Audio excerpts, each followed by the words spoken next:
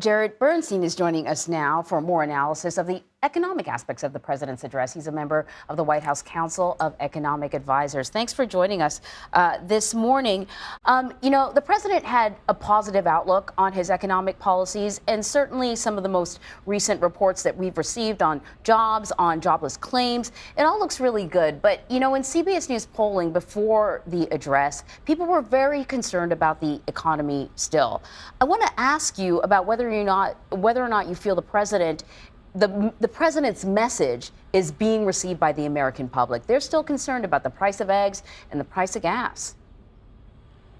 Well, I think the president's message last night was really brimming with optimism, and I believe that was received by viewers of the speech. And in fact, if you drill down and ask people how they feel about the job market, many of them are giving this president high grades, and they should, because the unemployment rate, as you know, is below a 50-year low, 3.4%, 12.1 million jobs since this president got here. It's about the best labor market on record. Now, to your comments, American households have been through a lot, through 40-year high in inflation, uncertainty around a 100-year pandemic, the war in Ukraine. And throughout that all, this president and his economic team, we've kept our heads down and tried to do the work on behalf of the American people. And I think what you heard last night was a very fulsome report on how that foundation is going, with the very important added sentiment of we've got to finish the job, and we need Republicans to work with us on that. I just want to make a comment about the high grades. The president's approval rating sitting at 45%. I don't know if you would call that high grades. I was speaking specifically about, if you ask people about the job market in particular, they do recognize that there are a lot of jobs out there, a lot of opportunities. I want to ask about the issue of affordability, because it does come down to inflation at this point. Let's take a listen to what the president had to say about that last night. Inflation has been a global problem because the pandemic disrupted our supply chains, and Putin's unfair and brutal war in Ukraine disrupted energy supplies as well as food supplies, blocking all that grain in Ukraine. But we're better positioned than any country on earth right now.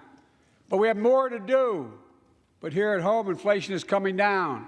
Here at home, gas prices are down $1.50 from their peak. Food inflation is coming down, not fast enough, but coming down. Inflation has fallen every month for the last 6 months, while take-home pay has gone up. So, Jared, you hear there the president is saying, yes, of course, inflation is easing slowly, but affordability is still a big problem. And to Anne Marie's point, how do you convince Americans things are getting better when so many people still cannot afford to buy simple things like eggs? So a couple of points there. First of all, you're never going to get to where you need to go if you're not moving in the right direction. And here, directionality is just so important. 6 months in a row of slower growth in inflation. On a monthly basis, inflation actually ticked down a bit in December, and that speaks directly to the gas price issue. So gas prices are now down, actually, as of this morning, about $1.55 from their peak last summer.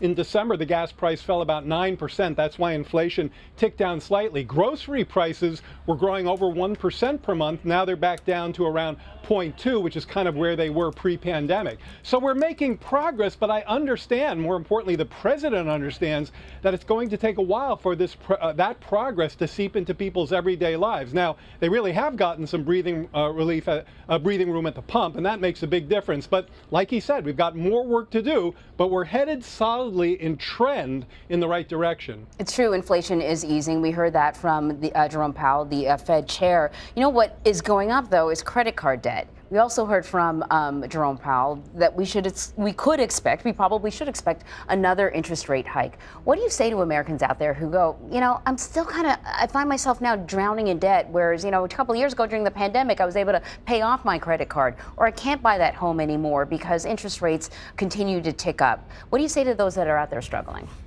I actually think that it's pretty hard to make a case that in any kind of aggregate sense that people are drowning in debt when you have a labor market with tailwinds this strong. Unemployment, 3.4%, 500,000 jobs in January alone. What does that mean? It means stronger paychecks. Real wages actually grew over the past 6 months. Now, to get to your point, if you actually look at how much people are paying on their debt service, it's actually close to historic lows. It's come up from its trough. But in many sense, that's just a kind of a normalizing as the economy gets back to pre-pandemic levels. Household balance sheets actually remain quite solid, and one of the main reasons for that is the strong labor market. So Biden last night made a ton of promises, Jared. He wants to raise taxes for the wealthy, wants to increase workers' rights. But we know that the way the House is structured right now, it's going to be hard for him to pass some of those measures. Are policies like that actually achievable? Yeah, so anyone who underestimates Joe Biden's legislative acumen should probably stop doing so by now, because he has pulled so many legislative rabbits out of hats. Now, I'm not going to make any prediction where things are going, but it's a very Washington thing to say we couldn't possibly move anything in this Congress, and the next thing you know, some things are moving. Now, he emphasized a number of bipartisan issues last night: junk fees, the idea of helping veterans, lowering health care costs. All of those should be welcomed by partisans on all sides of the aisle. But the other thing that he, I think, drilled into in a really important way, and this involved some of the back and forth on Social Security and Medicare, was raising the debt ceiling. That is something that House Republicans need to do ASAP. There is a separable negotiation that he's shown he is absolutely willing to have and has already begun on what kind of fiscal ideas they have in terms of bringing their fiscal thoughts to the table. Now, he's already sitting on top of $1.7 trillion in deficit reduction. We have a budget coming out March 9th that, as the president said last night,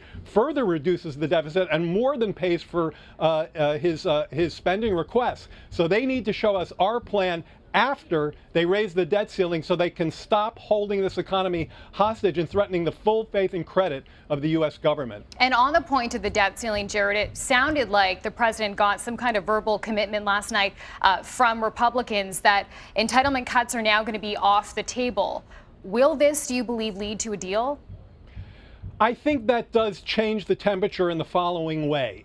If Republicans really want to, are honestly taking Social Security and Medicare off the table, they've also said the same thing about military.